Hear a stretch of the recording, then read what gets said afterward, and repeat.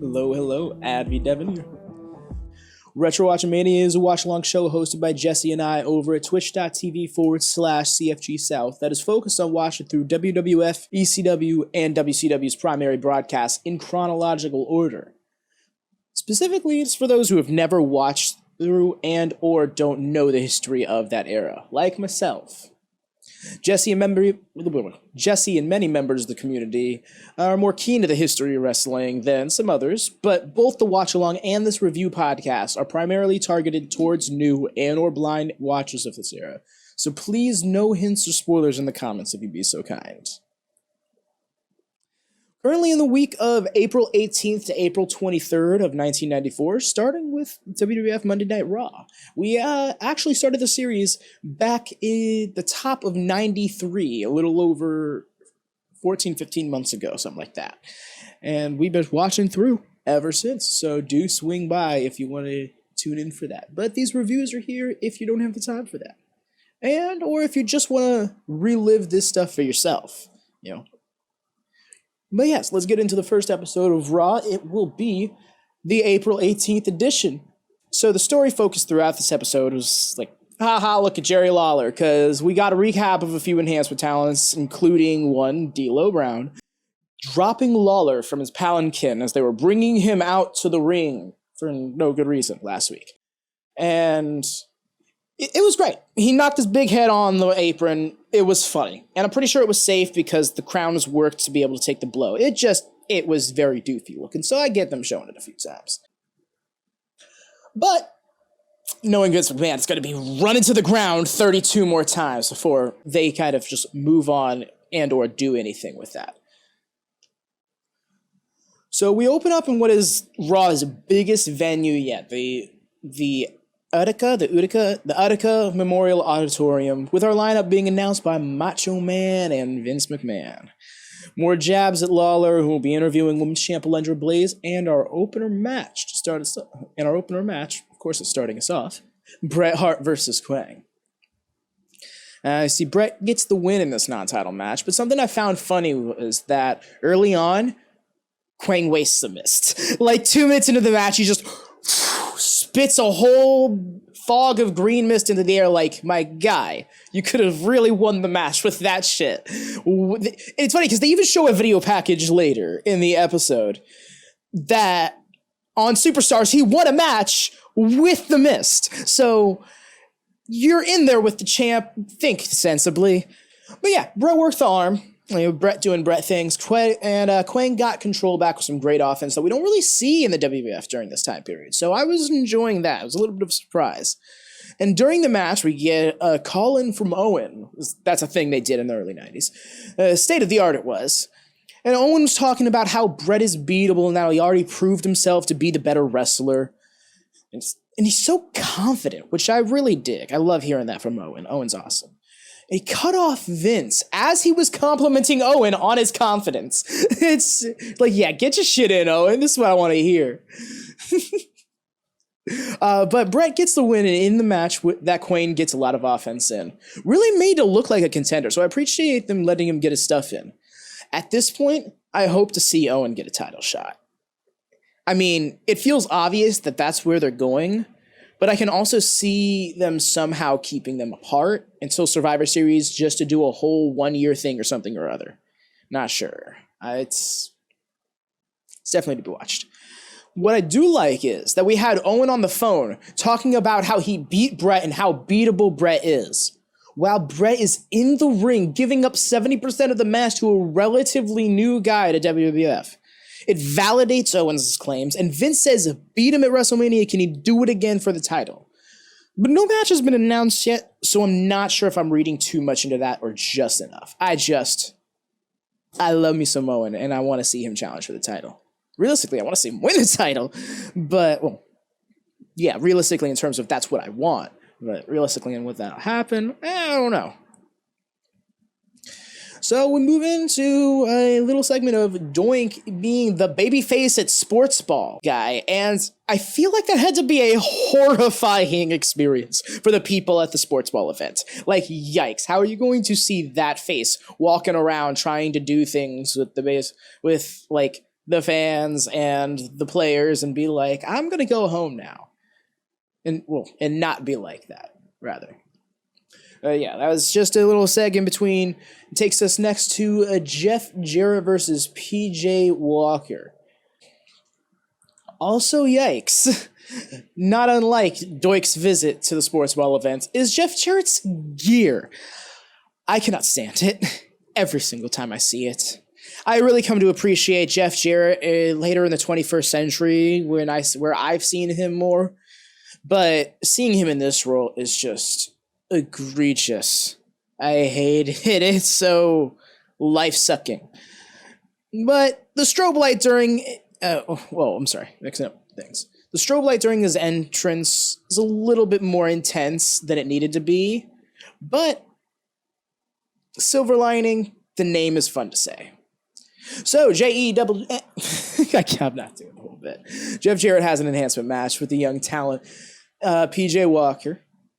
This kid doesn't do much because he has to put over Double J and his mid-card cheap heat spots, but I can tell he's just incredible at this pro wrestling thing.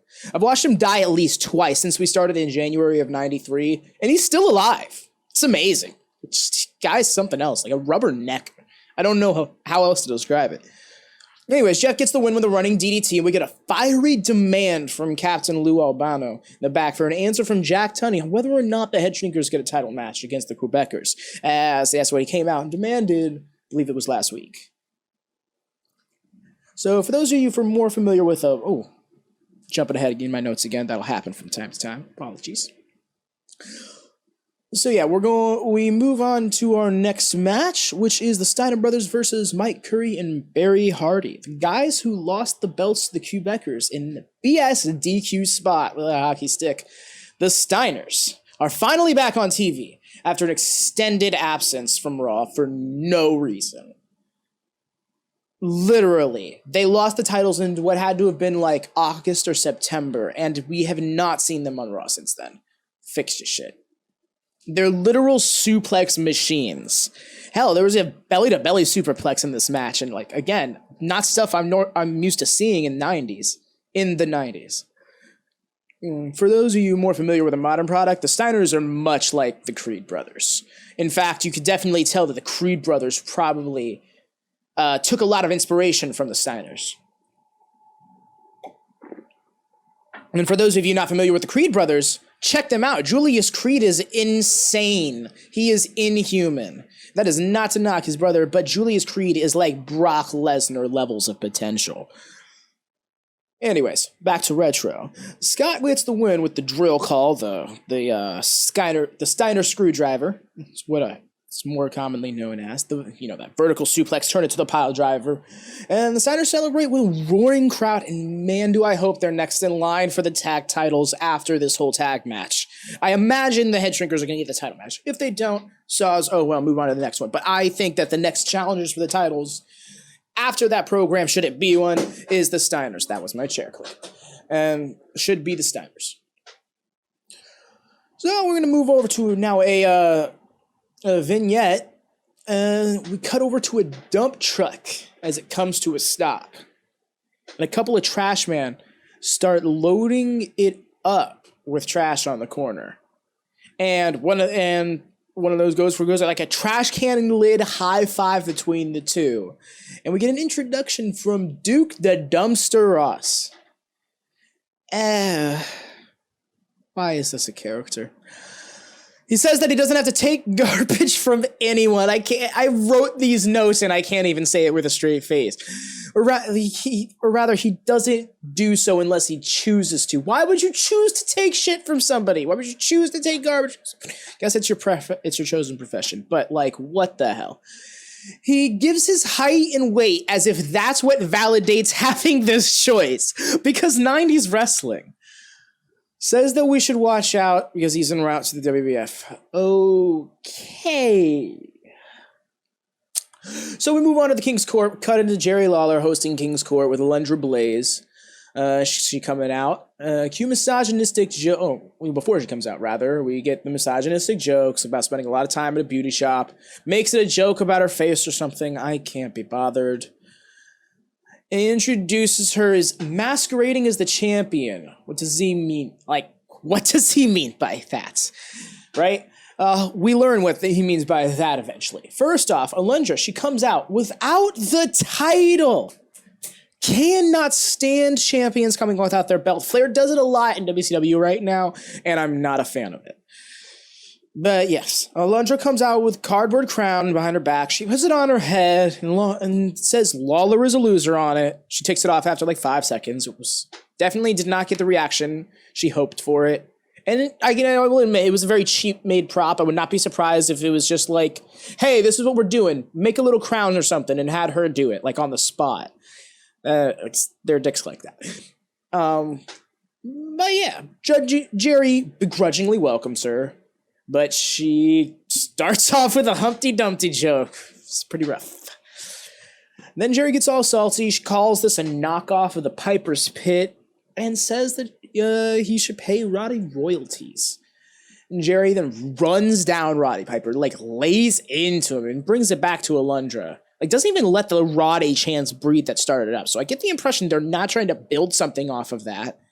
So the only other thought I have with a dig like that on TV is that's exactly what it was. It was a dig. It was a jab, you know? It was a shot at Roddy for whatever reason. I don't know personally. I'm not even sure if I'm just speculating in the wrong direction, but definitely felt like some heat's there. Anyways, Jerry asked the question I'm asking, where's the belt?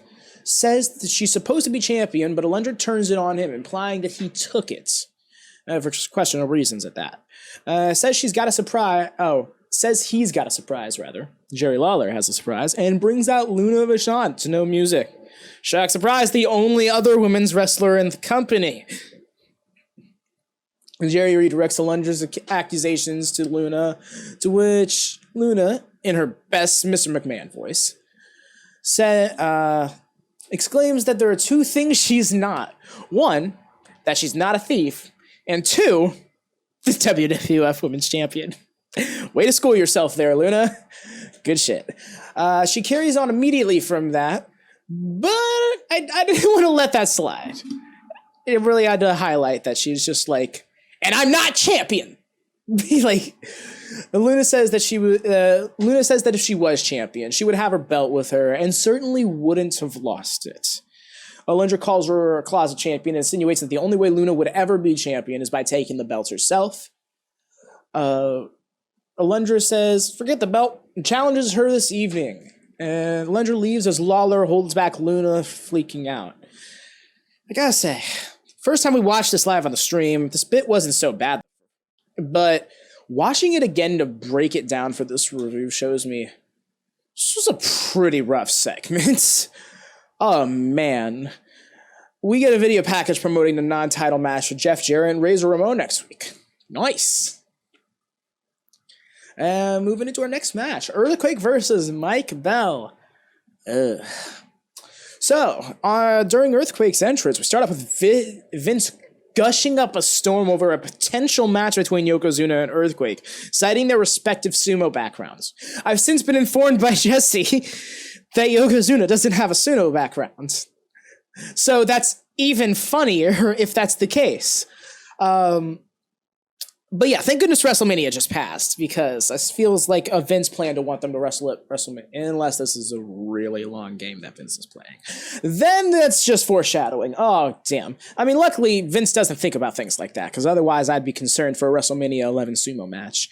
After some cat and mouse around the outside of the ring, oh, my bad. Skipping a step. Yeah. So they started off with a test of strength with Mike Bell wanting to start from the second rope.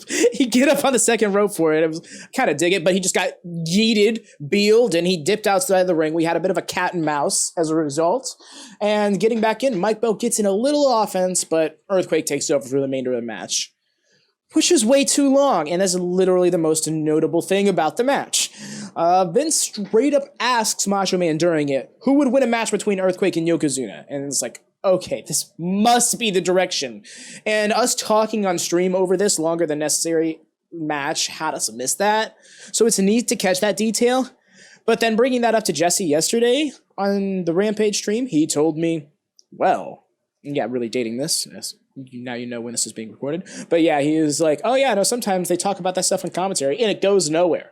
And it's like, oh, that's even better. I love that I even wasted my time analyzing it. So yeah, we get to that Superstars recap with Kwang that I mentioned earlier. It's Kwang versus Tatanka, actually, from Superstars, which again, Kwang won with the Mist. Could have tried that with Bret. I cannot emphasize that enough. After the match, IRS beat down Tatanka, who was tied up in the ropes and tore up his ceremonial headdress, even laid into Chief J Strongbow as he came into the ring.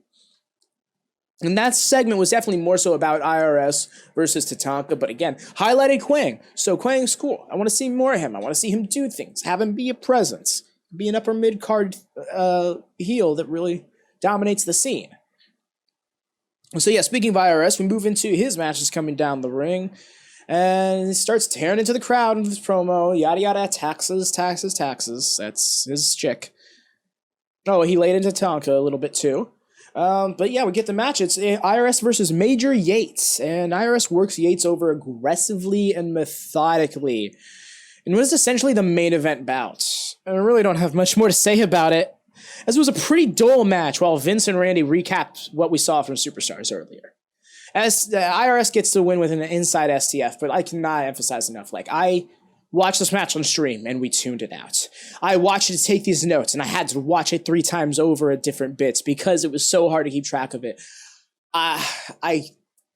It's so hard to keep with him. And I feel like that's not a good review content to just be like, it's so unwatchable. But I mean, I feel like I should be giving you the raw experience for what it is, you know? Especially if you intend on seeking this stuff out afterwards as a result of these reviews. Well, yeah, we move on from him to backstage to Johnny Polo, bitching up a storm, as he's making a poor case for there not being a title defense against the Head Shrinkers. Literally just like, I don't think it's fair. I'm really not concerned, but I don't want it. Like, solid argument, lad. Great shit, dude. Honestly, though, Johnny Polo is great. And that's one of those things that I do know about later on in the 90s, but I don't want to talk about for those who don't. Lawler outro. We ran, the Lawler outro for the show, because Lawler had to bring us in, have a segment, and then bring us out. There's a lot of Lawler on this show. But yeah, we ran down the card for next week, which we've covered throughout this review. Also ran down is wherever the hell they are for this pre-record outro of Lawler on his throne. Like, literally, like, there's some pallets, there's, like, the edge of a forklift. Like, you could tell this was in the back garage of wherever the fuck they were. And it's just like, what a king you are. Meanwhile, there's something called King of the Ring. There's like 4 or 5 different winners at this point, and he has never been one of them. So yeah. He put over the King's Court is better than the Bottom Line, the Piper's Pit, and other talk shows. Says that he gets all the big guests, even if he's got to pull them out of the crowd, like Nikolai Volkov. And we head out.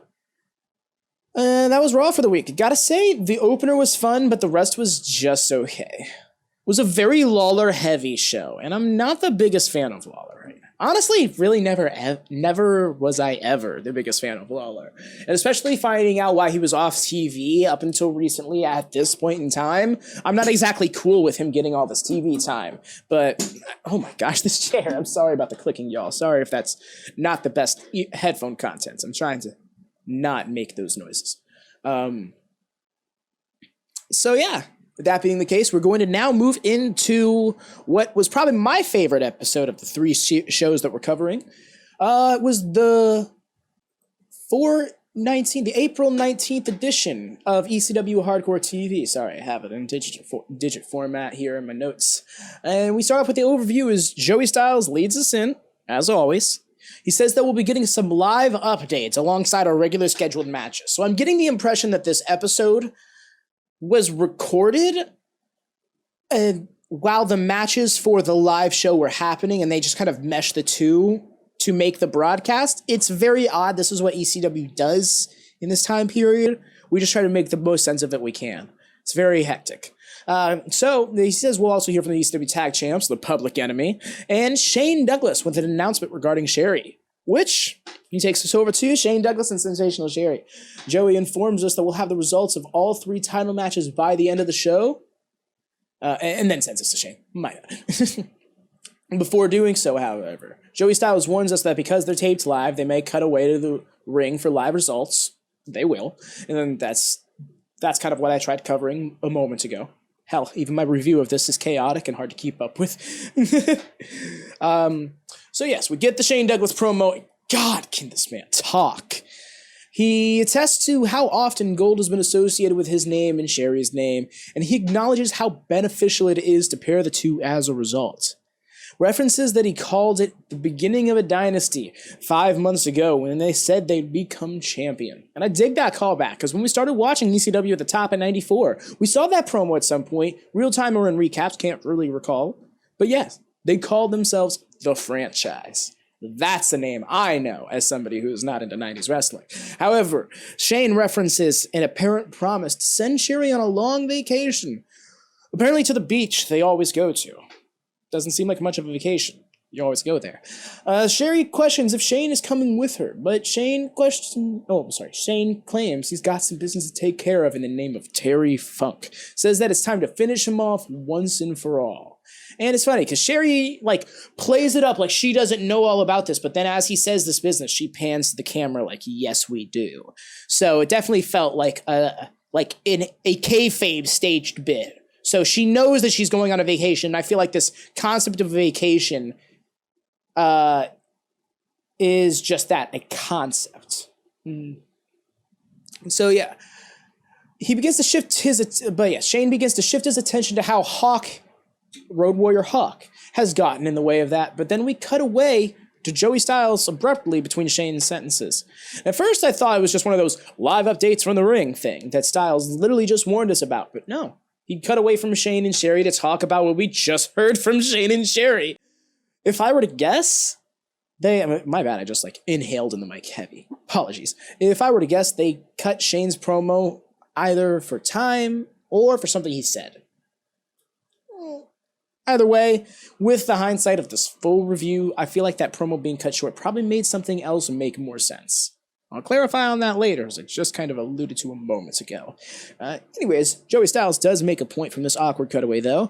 Sherri has been integral to Shane's success thus far in ECW, and he's sending her away just as he has more contenders than ever lining up for this title, which he spent a lot of the time chasing, you know? We get a video package of Shane and Sherri and how Shane rose to the top of ECW in just the 5 months he had been here, since Holiday Hell 93, which was a December 26th, 93 show specifically. And for those of you who aren't able to keep up on the streams regularly, Shane arrived on the scene, costing Sabu the ECW title to Terry Funk, only to challenge Funk for the title just a week or two later in what was a draw. Then, I believe it was a 45-minute draw. And then a month later, in a 3-way match between Sabu, Funk, and Shane, that match also ended in a draw, a 1-hour draw. Oh my God, was that a nightmare. After the show at a press conference, Shane ended up thumping the belt over Terry's head hilariously. No, seriously. Join the WatchaMania Discord, go to the WatchaMania clips section, scroll up and find that thump clip. It is so freaking worth it, y'all. It is the funniest. And I know how much I'm overselling it in saying that. That's how good it was. Finally, he won the title in March at ECW Ultimate Jeopardy, the show that was erased from existence. Seriously? Jesse has so much footage and so many ways to obtain it. No sources had this show. It's mind-blowing, honestly. If you understood how much Jesse went through to try and find the show, it was like, it just doesn't exist. So yeah, from then on, each title defense had Sherri being integral to his control or his victory. And while he does seem to have a working relationship with Mr. Hughes, no Sherri is an interesting decision by Shane. So, yeah, that's me saying that. Because, why? Unless there's something to benefit from her leaving. So, we move into a match. Yeah, we got a match. Oh my gosh, all of that talking. There's no wrestling on this show. We move into the match. Former ECW Tag Team Champions Tazmaniac and Kevin Sullivan versus RJ Powers and Jimmy Snuka. RJ Powers is a new up-and-comer talent. This is, I believe, his Eastern Championship Wrestling debut. And it's total beefcake. Like, goddamn. He's a find of Hunter Q. Robbins, which is Jimmy Snuka's very posh manager. And the RJ Kid is actually pretty awesome. Like, a bit of cockiness to him in his debut, which I appreciate. He tries a face buster, but has no sells it while RJ's flexing it and gives him a suplex for it. And I dig that. I like me little spots like that. Taz sends RJ to the outside, and it's on. Kevin Sullivan jumps off the apron and starts going off on him, even taking a fan's crutch and laying into RJ with it. This gave me vibes of, like, you and your little brother in a tag team match against the CPUs in the wrestling game, and you threw the legal man outside while your brother was the illegal man. Like, that's what it felt like, because he just jumped off the apron, ran over. I'm just going to start beating that ass. I'm going to get this crutch. I'm going to beat that ass some more. and this, ECW. Best part, Taz comes out with a crutch of his own, starts joining in, beating the fuck out of him. The refs got Snuka in the corner like, oh my gosh, no, stay out of this. You're the illegal man. You're not supposed to be involved. But dude is getting beat with weapons.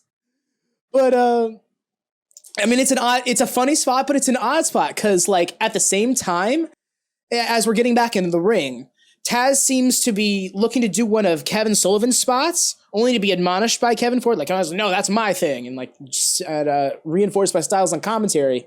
And it's what's odd about this to me, despite how hilarious it is that Taz and Sullivan are the faces and Snuka and Hunter are the heels, which by proxy makes RJ the heel. But RJ is out there just getting crucified. It's brutal. It was gnarly though. But yeah, it feels like the psychology is off in the match. And if it wasn't for it being so entertaining, I'd probably be a little bit more critical of it. But it's just hilarious, I think. The psychology of this match is definitely off because the faces are working more heel than the heels are. And it's particularly off because if they're positioning Snuka as the babyface, then I think their psychology is off in terms of the booking because he's at the tail end of his feud with young upstart Tommy Dreamer after he viciously beat him down because he kicked out of his finish. Sullivan tags in and sends RJ to the outside, out here showing us that he taught Pac how to use a bell hammer. Like, damn, anybody who watches AEW knows that Pac don't have shit on Kevin Sullivan here. The ref is literally holding back Snuka, despite all the action being on the same side of the ring as Snuka's corner at this point. They put Powers through a table and everything. Like, this is just, it's comical how much ass they are beating behind the ref's back and it's just not noticing. Well, yeah, we had an ad break during the match. It came back to Snuka in the ring finally with Sullivan locking up. Kevin sends Snuka off the ropes and pulls out the bell hammer from his tights and lays a blow into the midsection. And it sends Snuka flying out the ring sloppily and poorly because Snuka is like 15 years past the point in which he should have retired. And it looked horrible, but the bell spot was still funny. And how he was just like, all right, let's have a wrestling match. Psych! More hammer! It was great. But Snuka starts getting a bit of a comeback with some strikes to the throat and eyes as he gets back in the ring, further verifying that he is indeed the heel and that the psychology is screwed. After some in-and-out offense from both Kevin and Tazmaniac on Powers, RJ took a gonzo bomb that looked like it was almost a murderous pile driver from Sullivan, and Taz tags back in. Just as RJ starts to get some offense on him, Kevin interjects yet again. Just, no, you're not allowed to have control. Beats the fuck out of him again. Very much little brother, I won't let the CPU win energy. Snuka comes in and starts brawling with him on the outside and down the ramp. So it just leaves us to Tazmaniac and RJ, the former beating the latter by a capture suplex, catching him out of midair. It's pretty neat. What I really liked about this match was not only the chaos, but the distinct lack of Jimmy Snuka offense. really hope to see more of RJ Powers because he was a great selling point, and he definitely got fucking initiated into this company today. Man, dude took an assault. Also, Joey Styles needs to learn how to talk. He needs to learn how to stop talking over the ring announcers. Like, sheesh, is it ridiculous? Oh. So Taz heads down the ramp to double team Snuka, but Hunter Q tries getting involved. Snuka takes Hunter back down to the ring, and Woman shows up to start laying into him. And that's the kind of the weird part to me. I don't really get that. I feel like there's a story beat that I'm missing, probably from a few weeks ago, that I probably wasn't paying too much attention to. But yes, she came down and started assaulting Hunter Q while all the brawling was happening. And we cut away to Paulie joining Joey Styles. And when asked about Sabu, Paulie puts over his impending return, talks about the dangers of Sabu and what the finances of the Dangerous Alliance are capable of. This is important. We didn't realize this during the stream. How they transcend borders. How their technicals transcend organizational guidelines. Joey asks where Paulie has been, to where he puts over Jason without at all answering the question. Well, he tries to put over Jason in his wit. He says that himself, Sabu, 911, and finances behind the Dangerous Alliance, or rather, the lack thereof. I don't know if he was referring to the Dangerous Alliance or the finances themselves. He said that, but both are equally hilarious when you have context. And all are about Impact, even though that doesn't start till 2002. Sorry, I had to squeeze a TNA joke in here. That if they made a move, we'll know it. And yes, I understand that in my coverage of that, I was all over the places. He was in this promo, and which is why I watched it like 6 times to get all of these details down and make sense of them. Because sometimes he was like flinging from sentence to sentence and going back and forth. But yes, then we talk about how Crash got bopped by Paulie's phone to cost him a literal nothing match against 911. Like, it was literally just phone shot, chokeslam pin. And Paulie says he doesn't need to explain his actions and to expect the unexpected. He also said that when we least expect it, to expect it was them. What? That when we least expect it, to expect it was them. Okay, I'm sure there's a few ways you can make sense of that, but it's a weird sentence. So, Jason, he's up next. In his very bad pose, the sexiest man on earth. It's just so it's so postured, it's so exaggerated, it's so ridiculous. It's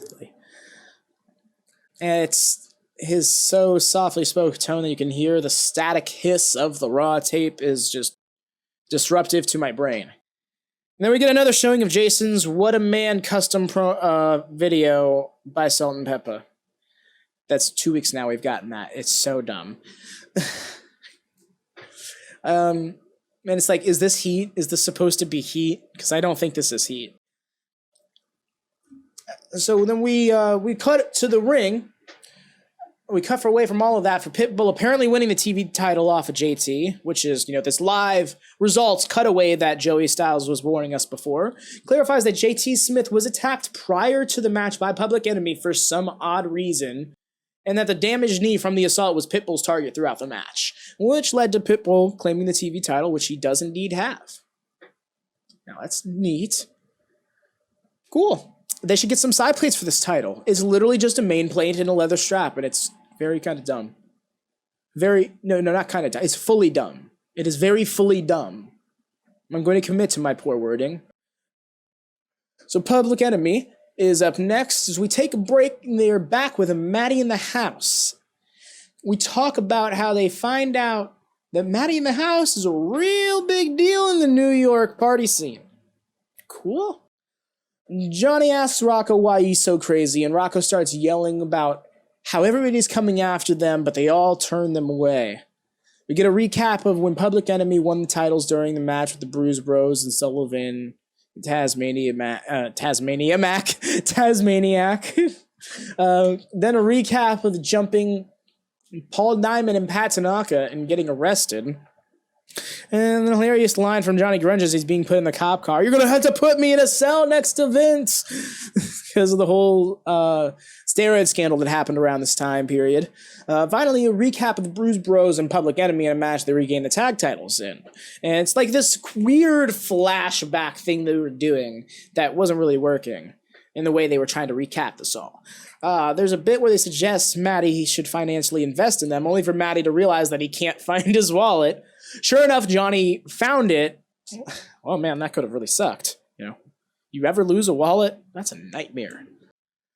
No, but like really though, it does kind of seem dumb because it's like, how are you going to ask him to financially invest in you after you took his wallet and make him find your wallet when you can just get away with having taken his wallet?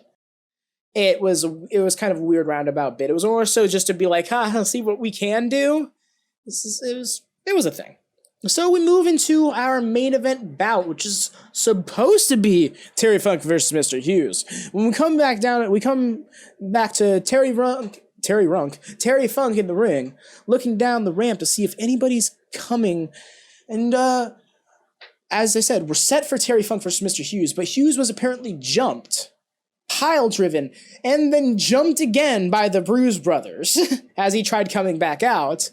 And you see, this was because earlier in the evening, we had a human cage match, a lumberjack match, which Hughes interfered in and fucked with the Bruise Bros during, as they had their match with Public Enemy. So I suppose that was their receipt, costing him having a chance with the former ECW champ, Terry Funk. So Joey Styles melts down over the whole thing, sends us to the ring where we have Paulie and Todd Gordon in the ring with Terry and the ref. And Terry demands that Paulie give him a match. To which Todd as God encourages Paulie, encourages that Paulie take. And Paulie cowers for a moment, but then offers Sabu as a challenge. And just as Terry goes to accept, Paulie clocks him with the phone and calls out Sabu. Terry starts to suffocate Paulie, but Sabu makes the save and the bell is sounded. Sabu wrecks him a bit on the outside and pretty much takes most of the match. On commentary, Joey Styles notes that Paulie has an extra handler for Sabu this week, said he's pulling out all the stops. In regards to the match, however, Sabu does a cactus line off of a setup chair to Terry Funk to take him outside, and I got the impression that they wanted to go through the table nearby, but didn't because they were nowhere near it, as Terry Funk fell out and tried falling over the table, he was trying to throw himself through the table or something. I'm just going to leave the chair like this at this point. I'm just going to have to deal with it. So yes, Sabu's overzealousness never ceases to hold him back, and control falls back into a bloody Terry Funk's hands. As the match goes on, we get a bit of a Sabu chant going, which I found interesting, but understandable given how this crowd is. And Funk goes out to get a chair as we see a lurking Paulie, but brings himself in to hit Sabu with a pile driver on said setup chair.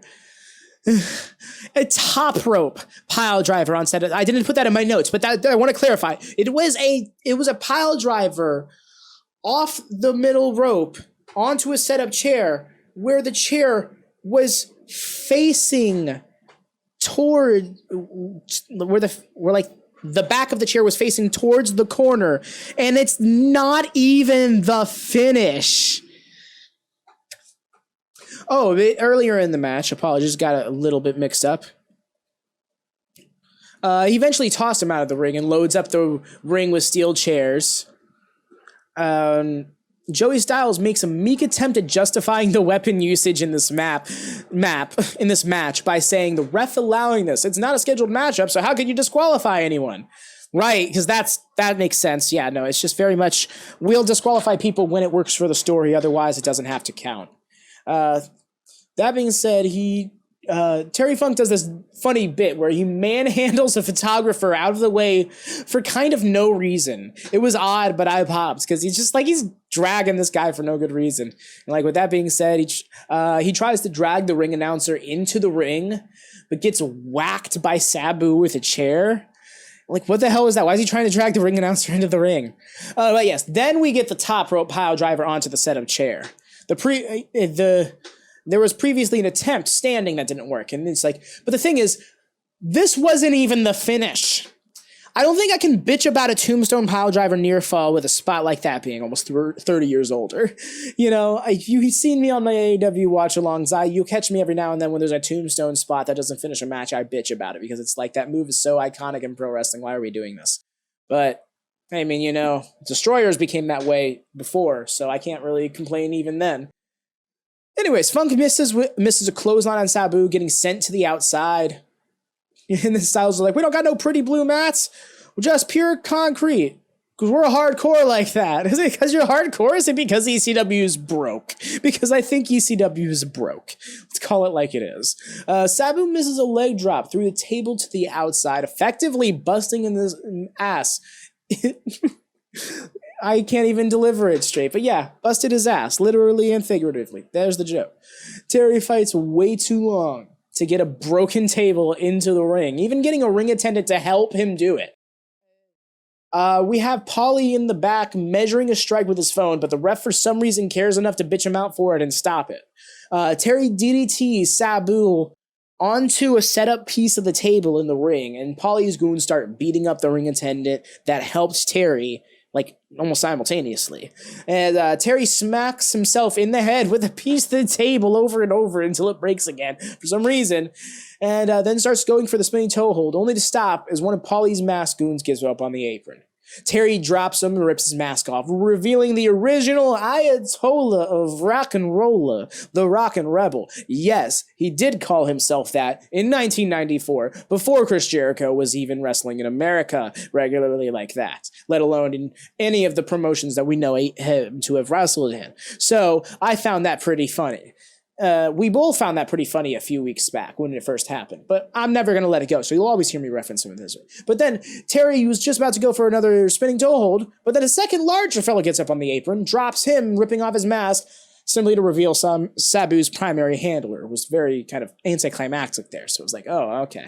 But I think that set up what came next, because he scoops the leg on a standing Sabu and goes for a spinning toe hold a third time.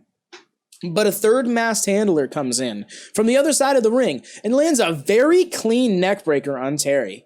Does a diving knee drop to Funk. Sabu does a running leg drop to Funk afterwards and gets the pinfall for the win. And the announcer can barely declare Sabu as the winner, however, before Sabu and the third man get back to stomping out Terry Funk. And now here's where a lot of the illusions in this thing came from and are leading to. Because after that neck breaker, Jesse and I were both convinced that it had to be Shane Douglas after Shane's promo earlier, right? However, in hindsight, I realized Jesse and I just weren't paying that much attention to Paulie's promo earlier in the night. Because this was all laid out. Well, not the most eloquently, but it was. It turned out to be none other than Bobby Eaton under the mask, WCW's own beautiful Bobby Eaton, a member of the former Dangerous Alliance in WCW, and the crowd starts wiling out for him and continue to pop even after Todd runs in and gets dropped by a right hand for the former. Like, they don't even break and they're cheering for it.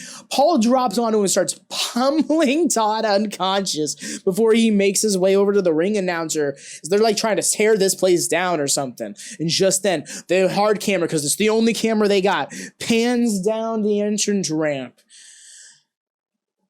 And it's none other than WCW's enforcer, Arn Anderson. And the crowd freaking erupts. The crowd is literally deafening as Anderson runs and he cleans house, taking out Sabu and Eden as they flee down the ramp. And we soak in the hype of this ruckus crowd that is making black and gold NXT look like early pandemic New Japan. It's nuts how loud this place got, especially because we've been watching this program for months and have seldom ever seen them get this loud, let alone for that long. So it just blew the place up and it made the moment feel so special. And sure enough, it was.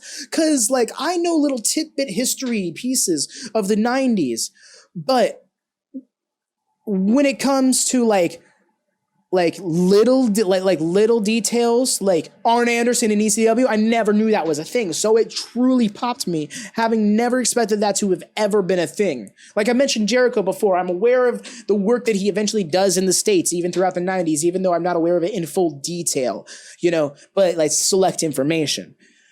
But man, this was a raucous episode of ECW. Made me really happy that this episode fell on the first episode of Talkkcade. But from ECW to WCW, as we move to the April 23rd, 1994 edition of WCW Saturday Night, we start off with our nice little factory intro. It's very much where Goldberg is currently being built. Don't know who Goldberg is? Give it a few years. His factory is important. Not really. I'm just being a cheeky dick waffle. As we open up, though, with the lineup for the card this evening, and then we jump to a post-pay-per-view Sting promo after Spring Stampede, which occurred on the 17th of this month, just 6 days prior. And it cuts to him in the locker room. He cuts to him in the locker room after Spring Stampede and concedes that he had to cheat a little bit to get Rick Rude to sign off on this match, but he's not complaining because it got him the title. Good job, Sting. Good for you, man. What a babyface. White meat babyface Sting. Sting then addresses Harley Race and how he's claimed Vader has next, to which he says Vader knows better than anyone that Sting's not running for shit. Essentially. So he's ready to take him on when he gets it. I actually did not finish my notes there, so I kind of just wunked that. But then we lead into our opening match here, which is Marcus Bagwell and Too Cold Scorpio, cornered by Theodore Long, against the Gambler and the second fellow whose name I did not get. This was a nice, quick enhancement tag match for Too Cold and Bagwell. Scorpio had control over the Gambler for a spell, getting the crowd behind you with the whoop, there it is, chants, they love those there, especially in that studio audience.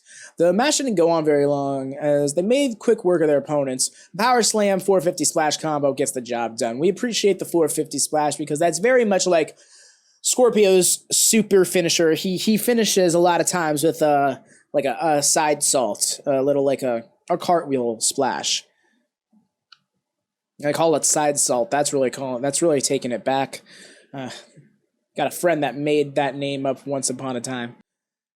So we finally get the show overview. We open with Mean Gene, Heenan, and Tony Schiavone talking about the card. They do this cute bit where Tony asks Heenan the question, and then Gene interjects with something, and then Tony goes to respond, and Heenan catches onto the bit, but he gets asked about Dustin Rhodes right when he does, and he gets pulled in, he dogs Dustin over his leftover wounds from the bunkhouse match, which was just a no-holds-barred match, but it's a bunkhouse match. And it seems Gene to strongly imply Sensational Sherri is coming to WCW. Is that her vacation? Because as Jesse pointed out, Atlanta doesn't have a beach. But the words that Gene was using is like, if it wasn't her, then you're trolling. Like, that's how this is, right? Like, it's very clear that's what you're implying. So yes, we move into our opening bout, which is Dustin Rhodes versus Rick Fargo. And Dustin's still sporting a black eye from his bunkhouse match with Bunkhouse Buck at Spring Stampede. Fargo jumps right on Dustin, laying into him from corner to corner, but a counter boot in the corner and inside out got the match back in Dustin's favor. He gets a drop kick off the ropes. That was the highlight of the match for me. It was a clean drop kick, but other than that, the match wasn't too much. We haven't been the biggest fan of Dustin's early work. Is that the thing? But he got a solid drop kick. But yeah, he even gets a half-ass bionic elbow. The crowd is loud and rowdy, but they didn't exactly pop for it, which is the effect of a studio audience. They're being told to cheer, so a lot of times they're not necessarily reacting to what's happening in the ring. They're reacting to their cues. And where am I at? I mean, the crowd but yeah, that little half-ass elbow, it got a pop out of me because Dustin Rhodes is effectively just Dusty Jr. right now. If Dusty Rhodes, quality-wise, was the movie The Mask, then Dustin is definitely Son of the Mask quality. If that makes sense. If you don't know those movies, that probably isn't a fair analogy for you. But I digress. After the match, we move on to Dustin Rhodes getting an interview with Mean Gene. Just as he walks in the frame with Gene, Gene's going over the bunkhouse match and acknowledges that Dustin is still feeling the effects of it. Dustin immediately goes, "Do I look hurt to you?" with his black eye to the hard cam in response. And Gene's like, "Well, you look worse for wear." But Dustin tries bringing it back around by making it about how much more hurt Buck must be. Says that whatever that match was, it won't be the last of it. I love this. Whatever that match was, we're not done. It's ridiculous. I don't find it promising at all, but just the way he said it was a little funny to me. He says that it won't be the last because Buck and Parker are cowards. Oh, is that how that works? Okay. He ends up saying that he faced Buck in his match. Now it's time for Buck to face him in his own, and challenges Bunkhouse Buck to a bull rope match. And when asked for clarity by City Boy Gene, Dustin fires off about being a cowboy riding a bull, references that he's from Texas and that he's 260 pounds because 90s wrestling. Apparently, Dusty put him on bulls when he was 4 to learn how to ride them, and I'm not sure that's okay. But yeah, bull rope match incoming. Cool. So next we get the Slamboree lineup. We come back from a break to Gene at the CGI desk. Slamboree, a Legends reunion gets announced for May 22nd, and let me tell you, as it was announced, we were not looking forward to it. Slamboree 93 was atrocious for those who watch along on Jesse's channel, and honestly, in hindsight, I think about it, that had to be the single worst show of 1993 that we watched, save for that one super harebrained fever dream episode of WCW that you would swear was like 4 episodes put together out of order. Like, it was bizarre. But yes, coming back to the notes, is like, that being said, the first thing we get announced is Rick Rude versus Vader grudge match. It really got Jesse and I's attention because we know that'll be a fun match. And it cuts to Rick Rude, who says that Harley Race would have you convinced that at only 245 pounds only, he's been squashed. But he's actually a 7-time world champion along with Ric Flair, Dory Funk, Jack Briscoe, among others. But he knows better than anyone that it's survival of the fittest. And I was almost like, why is he so focused on Harley there? But his point was simply, if Harley can become a multi-time world champion despite being the smaller competitor, then Rick Rude can beat Vader despite being the smaller competitor. Not sure that logic holds out entirely, but I get where he's going for, and we shall see.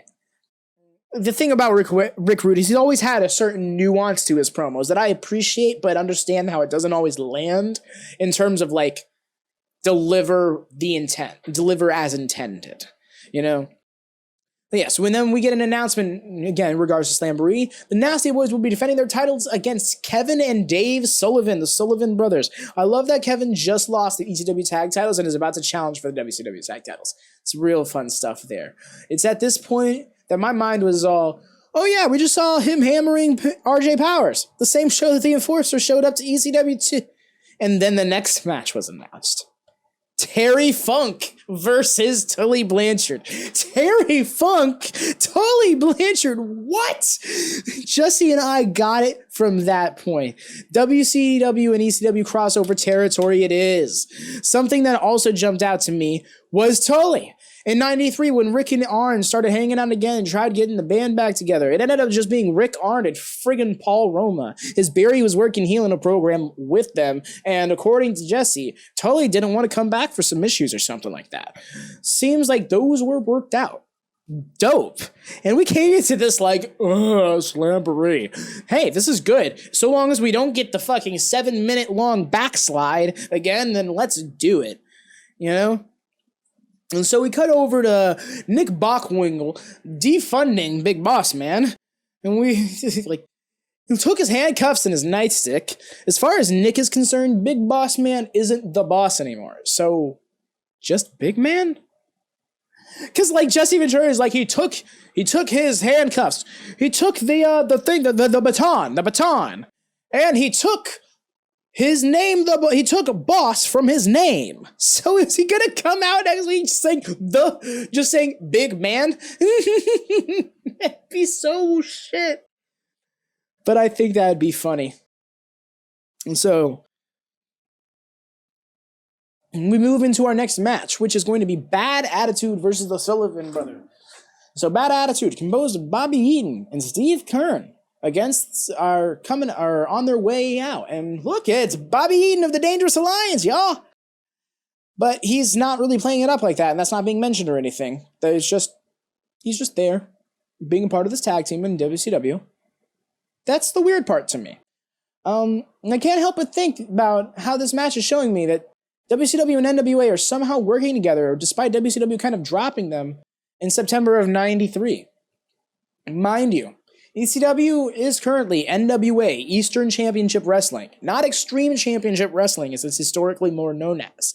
So I find this interesting right now.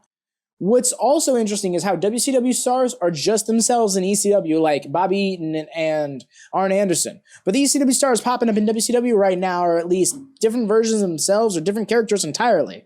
You know, like Bobby Eaton right now is not, doesn't feel like the same Bobby Eaton. But yes, Dave is laying into Bobby Eaton on the inside while Heenan goes on about how Flair is the rightful champion. Guess that means Rick is going heel in this feud with Steamboat, because Heenan only defends heels.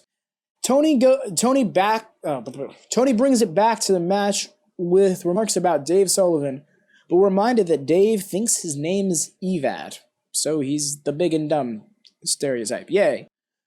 We're informed that Slamboree is taking place in Philadelphia, which would explain a lot of things going on right now, as that's the home of ECW.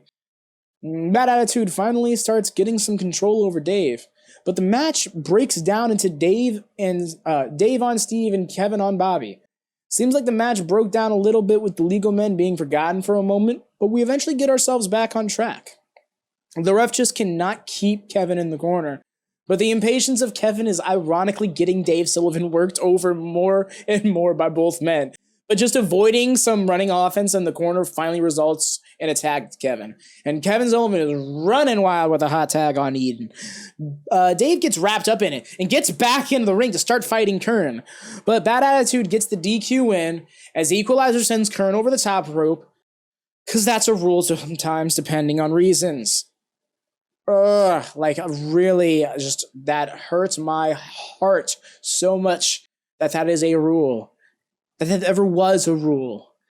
It was just as the ref started counting a pin on Eden as well, so it was confusing for a moment.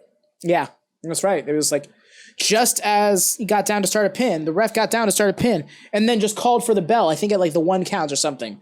And then you realize in the corner of the screen is because Kern's going over the top rope, and it's God damn it, really?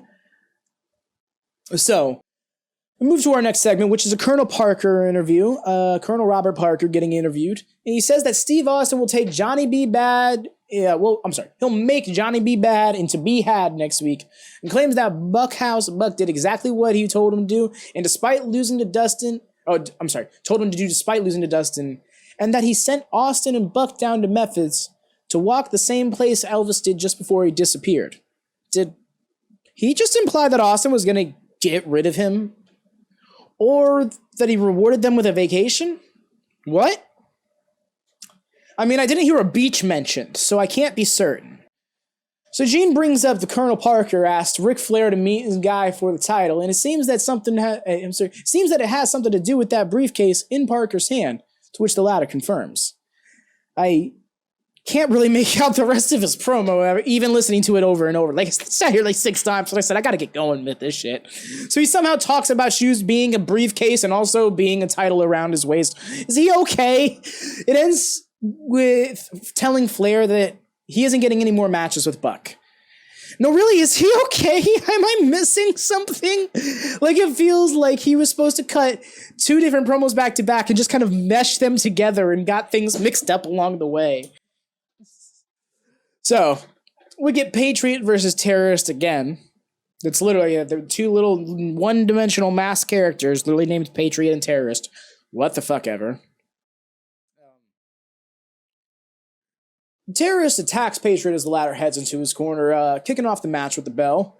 Terrorist tries to unmask Patriot immediately, to which Patriot fights off, and after dropping him with a lariat, Patriot makes his own attempt at unmasking Terrorist, taking way too long to completely unknot the mask, and only just before it was able to come off, Terrorist fights back. So they scrap a little bit in the center, but Patriot gets control and eventually gets the win with a full Nelson slam. Neat. Patriot knocks him out of the ring and from over the top rope reaches over and unmasks him. But we don't even see it. First off, he's wearing a second mask and falls out of frame, and then we just cut away and instead see replays of the match, and then cut back to seeing Patriot celebrating with the mask. What the fuck was that? Who's the guy? What was the point of trying to unmask them if we're not going to see their... Whatever. I can't be bothered trying to make sense of that stupid shit. So then we cut to it, and it's like, oh, here it is, says Gene, and music hits, and introducing sensuous Sherri, and look at that. We got Sherri after all. And she kisses Gene. For some reason, just lays a big old fat one on. Hooks them all up. And Gene says that she must have a reason to be here, and she does, she says. And she's looking for a man to fulfill all her needs. But actually, those needs are to take someone to the world championship. She needs to make somebody world champion. Man, seek out somebody that's supportive in your life. They need to help you succeed. That's something. That's something. You know, Sherri isn't the greatest promo, but I appreciate her confidence. Like she sat there and she delivered everything, even though she didn't entirely know what she was going to say or how she was going to say it. But I wonder if this is the vacation, her ditching the vacation, or something else entirely. Based on everything I've pieced together in this review and all of the stuff while watching it, the impression I'm getting is that the concept of a vacation on both Sherri and Shane's accounts was a cover-up for her to go off to WCW and try and help build the supposed dynasty and the supposed franchise. And you see, like I said before, I've heard the name, the franchise. You know, I look at historical names in pro wrestling that I haven't really seen the work of. And one of them is the franchise Shane Douglas. But I don't know what that means. I don't know what that entails. I don't know how he achieved that. I don't know the tale behind the name. And I think we're seeing that now. And I find that very, very interesting. But what is much less interesting is the other end of this crossover act as we come over to Arn Anderson and Ricky Steamboat. We come back from the break to the entrance of Ricky Steamboat, rather, and Arn Anderson coming down behind him for a match with Tanaka-san and Hayato, otherwise known as Pat Tanaka and who Jesse confirms to be Paul Diamond under the mask. Again, like I said earlier, working different characters for some reason. They can't just be their ECW guys. And, but yeah, they charge the ring and start scrapping these lads for some reason. Like, they just start with a bit of a brawl. The babyfaces run and start just attacking them. And they're all scrapping. This has been a real crossover episode, but again, it's really in WCW's favor. Their guys show up in ECWs themselves, but ECW guys show up in WCW are mostly enhancement talent, save for Kevin and Sullivan. And this match is mostly a showcase for Ricky and Arn, but Tanaka and Diamond can't really go. They end up getting control over Ricky with some illegal double team moves, including killing a hope spot. Heenan says, "This Japanese team is doing great." And I just groaned. Well, we just gotta do, this Japanese team. It's this Spanish team. Like, it can be more than just their nationality, y'all. I will say that we do get some neat offense from Tanaka, who does a thrust kick to Arn on the apron, while holding back Ricky in a front face lock. Arn gets pissy again and gets in the ring, and it gets ref's attention, which leads to another double team move. But Tanaka he tries it again, goes to the well too many times. Gets caught by his foot. Arn gets fed up, gets in the ring, and just starts going off without being, as if he got tagged, but did not. And the ref just lets it be this time, for whatever reason. Steamboat ends up getting sent over the top rope by Tanaka, and thank goodness the ref didn't see it, because if I never see another over the top rope DQ again, it'll be too soon. Steamboat gets the win with a diving crossbody in what was an okay match. And we brings us now to our closing interview segment, which is we cut to Mean Gene with Sir William and Lord Steven Regal. And Regal takes control of the promo by bringing up how Larry Sabisco walked out of an interview with Regal the previous week. Regal claims that this embarrassment on the same week that the Queen had a statue of him put up in Valga Square is unbecoming of a professional. He relates Larry to all other Americans, including the president himself, Bill Clinton, I think. I don't know. I couldn't tell if he was complimenting Bill or not, but whatever he was doing, he was trying to get heat, and I get the impression that a lot of wrestlers was trying to poised Clinton as a heel president. Anyways, Regal claims that he proved his worth as the World Television Champion and undermines Zbyszko's legacy, to which Gene gets all pissy about. Regal demands a public apology next week and walks off, and Gene sends us home for the evening. And so that is what I'll be doing now. I appreciate everybody who tuned in today. I hope this works. I hope y'all were into this. We'll touch it up. We'll adjust things as we go about it. This did go a little bit longer than I liked. I wanted to try and keep it under an hour, so look forward to that being the case in the future. But I just had a lot to say about the episodes that happened in this week because, like I said, this was a great week to start doing this recap series because there's so many things we missed that were so integral to the reason we're doing this. Retro WatchaMania is meant to watch through all of this stuff in raw chronological format to experience it as the wrestling fan of the time did, So for those wrestling fans who were watching WCW and ECW, at the time, this said to be mind-blowing. This had to be revolutionary for them. This is crazy to them, Seeing Shane leave WCW and then pop up in ECW, that had to be crazy to them. Seeing Flair leaving WWF and popping up in WCW a month later, that shit had to be neat, So that's the real benefit of watching through this. And I feel like the review show is helpful for those who aren't the biggest fan of older wrestling like I am, because I do admit, especially with my attention span, it's hard sometimes to sit there and pay attention to a slow, brooding IRS match, and I won't take that away from Jesse either. I'm sure he's had those vibes sometimes too, when that slow pace really drags. So this was a lot of fun, honestly, to do. I hope that y'all enjoy it. When we put it up, let me know what adjustments can be made, and hope to see you tune in over at twitch.tv/CFGSouth on Saturdays and Sundays for Retro WatchaMania, where we watch through one episode of each program, each stream.